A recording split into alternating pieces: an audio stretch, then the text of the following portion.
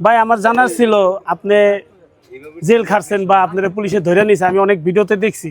তা জেলখানার ভিতরে আপনার দিনটা কেমন কাটলো?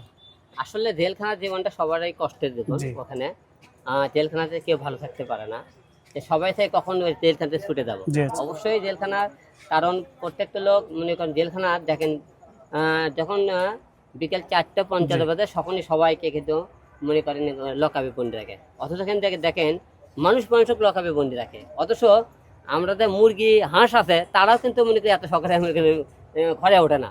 ঘরে ওঠে দেখবেন সন্ধ্যে 6টা 7টা যখন অন্ধকার নামে সাথে মুরগি হাঁস কিন্তু ঘরে ওঠে না। আর জেলখানা বিকেল 4:50 মনে করেন মধ্যে লকআপ রেডি। আচ্ছা, কত কষ্ট।